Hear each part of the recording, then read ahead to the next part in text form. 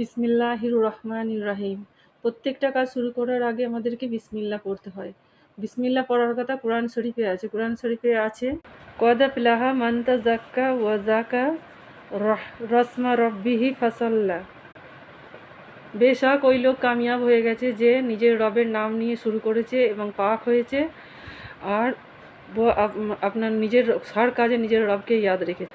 যে সন্ধেবেলায় পড়ে সকাল অবধি তার হেফাজত হয়ে যায়, যে সকালবেলায় পড়ে সারা দিন তার হেফাজত হয়ে যায় সমস্ত রকমের লোকসান থেকে। আর যে জিনিসটা আমরা আল্লাহর নাম নিয়ে না খাই, না শুরু করি, তার মধ্যে শয়তানের এন্ট্রি হয়ে যায়, শয়তান সামিল হয় ওর মধ্যে। খাবার সময় যদি আমরা ভুলে যাই, খাবার খেতে খেতে মধ্যেখানে আমরা পড়তে পারি বিসমিল্লাহি ওয়া আউয়ালু ওয়া আখিরু, তাহলে ওই খানার মধ্যে আর শয়তানের হিস্সা সামিল হবে না। একদিক দিয়ে দেখতে গেলে বিসমিল্লাহ হচ্ছে আমাদের কোড ওয়ার্ড। কোনো মানুষ যদি ঘরে আসে, আমরা দরজা খুলে যদি বিসমিল্লাহ বলি, তার মতলব তাকে আমরা ঘরের ভিতরে ঢুকতে বলছি।